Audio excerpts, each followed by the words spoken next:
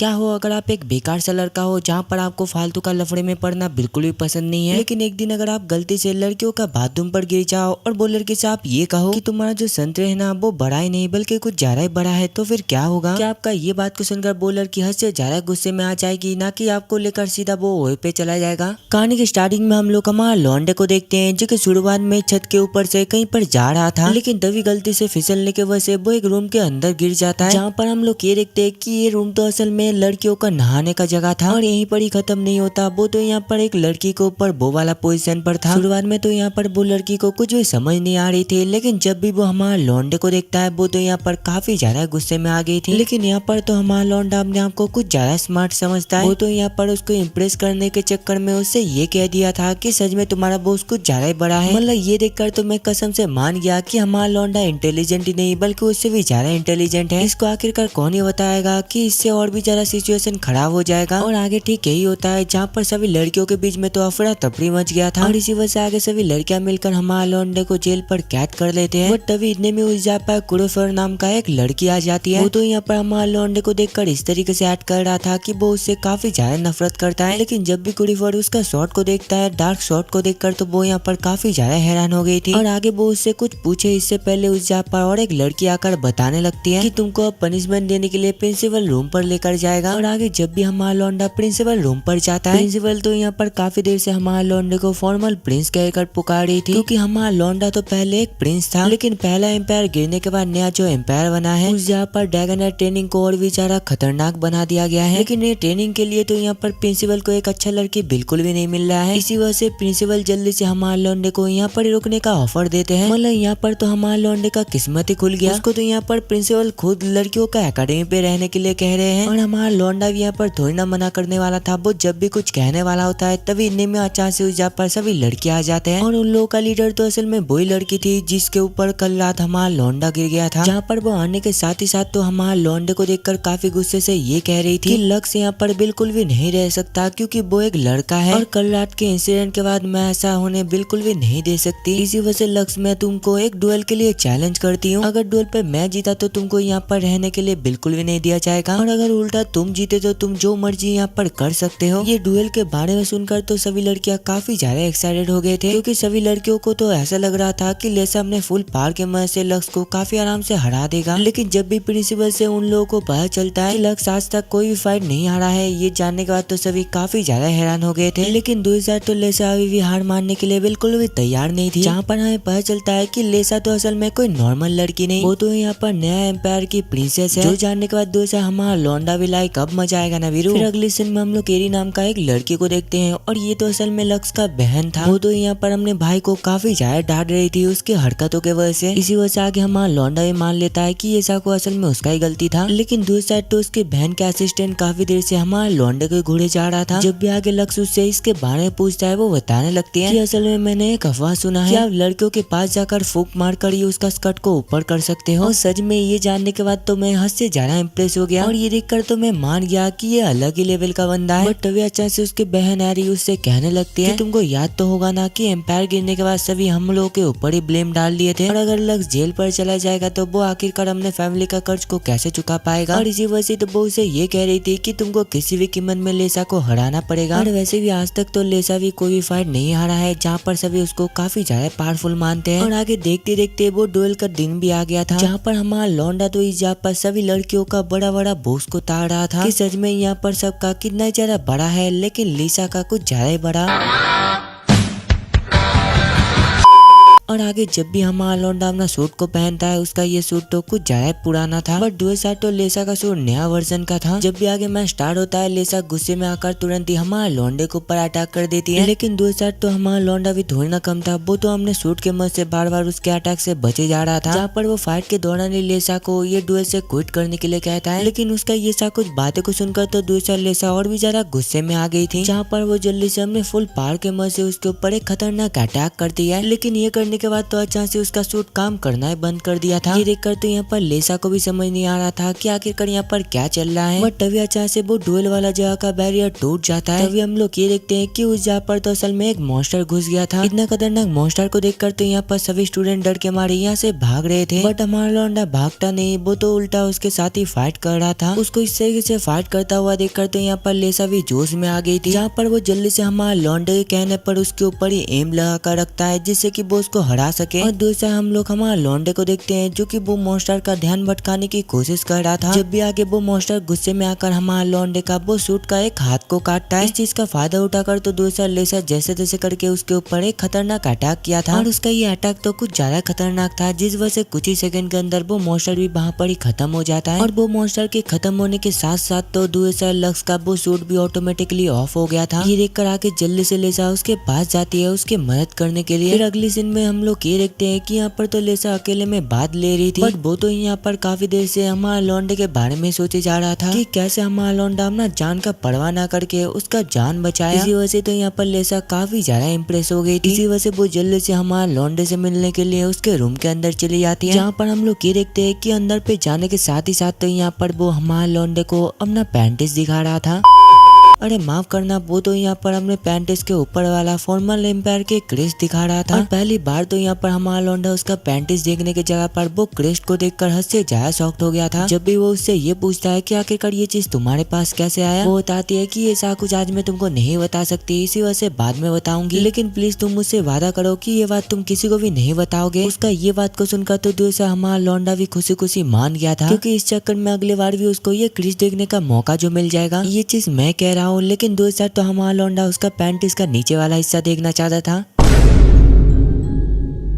और ये चीज तो हमारा लौंडा किसी को भी नहीं बताएगा। इसी वजह से आगे लेसा भी खुशी खुशी उसको बाय कहकर चुपचाप यहाँ से चली जाती है। फिर अगले दिन का सीन दिखाया जाता है और यहाँ पर तो हमारा लौंडा सभी लड़कियों के सामने खड़ा था। जब भी वो आगे अपने सीट पे जाकर बैठता है, वो तो एक लड़की को देखकर काफी ज्यादा हैरान हो गया था, क्योंकि ये लड़की तो असल में हमारा लौंडे का बचपन का दोस्त था। उन दोनों को इस तरीके से बातें करता हुआ देखकर आगे टीचर के कहने पर हमारा लौंडा भी बता देता है कि वो दोनों असल में बचपन के दोस्त हैं। बट ये बात जानने के बाद तो दूसरा लेसा काफी ज्यादा जेलस फील कर रही थी। और शुरुआत में तो मुझे ऐसा लग रहा था कि हमारे लौंडे की वजह से सभी लड़कियां अनकंफर्टेबल फील कर रहे होंगे। बट जब भी आगे लंच टाइम शुरू होता है, सभी लड़कियां तो हमारे लौंडे को घिर कर उससे काफी सारा सवाल पूछ रहे थे कि जल्दी से बताओ आखिरकार तुमको किस टाइप के लड़कियां पसंद है वगैरह वगैरह। ये सारा कुछ क्वेश्चन को सुनकर तो दूसरा हमारा लौंडा भी ये बताने का डिसाइड किया था, वो बताएगा कि उसको बड़े बड़े बूझ वाले लड़कियां काफी ज्यादा पसंद है। लेकिन वो कहता है इससे पहले उस जगह पर लेसा आकर शर्माते हुए उससे ये कहती है कि मैं ये चाहती हूँ कि तुम असल में मेरा पर्सनल असिस्टेंट बन जाओ। उसका ये बात को सुनकर तो वहाँ के सभी लड़कियां हद से ज्यादा शॉक्ड हो गए थे। बट तभी अचानक से बीच में फी आकर कहने लग जाती है कि आखिरकार तुम ये क्या बकवास कर रहे हो, लक्ष्य ये सारा कुछ बिल्कुल भी नहीं करने वाला। और आगे वो दोनों एक दूसरे से झगड़ा करने वाले होते हैं, तभी इतने में उस जगह पर कुड़ी फड़ाकर कहने लगती है लक्ष्य मेरे साथ जल्दी से चलो, हेडमास्टर तुमको बुला रहे हैं। और आगे जब भी लक्ष्य बाहर जाता है, वो तो यहाँ पर कुड़ी फड़ को थैंक यू कह रहा था, क्योंकि उसने तो उस टाइम पे हमारे लौंडे को छुड़ा कर बाहर लेकर आया था। बट तभी अचानक से वो उससे पूछने लगती है कि क्या तुम ब्लैक हीरो नाम के किसी को जानते हो। उसका मुँह से ये नाम को सुनकर तो दूसरा हमारा लौंडा भी बिल्कुल चुप हो गया था। और आगे हमें ये भी पता चलता है कि वो तो यहाँ पर किसी भी कीमत में उसको ढूंढना चाहता है, बट वो यहाँ पर उसको कुछ बताता नहीं। लेकिन रात में तो उसको एक सपना आया था कि एक बंदा तो असल में उसको अपने साथ जुड़ने के लिए कह रहा था। और यहाँ पर हमें पता चलता है कि वो तो असल में और कोई नहीं बल्कि लक्ष्य का भाई फुगिल है। और फुगिल तो असल में उसको अगला ग्रेट असिस्टेंट बनने के लिए कह रहा था, बट लक्ष्य यहाँ पर ये करने के लिए उसको साफ साफ मना कर देता है। और आगे देखते देखते सुबह हो जाता है। जब भी आगे हमारा लौंडा अपने नींद से उठता है, उसको तो यहाँ पर कुछ सॉफ्ट चीजें फील हो रहा था। शुरुआत में तो उसको ये लग रहा था कि शायद ये एक पिलो होगा, पर जब भी आगे उसको रियलाइज होता है कि ये कोई पिलो विलो नहीं है बल्कि किसी का बूस है,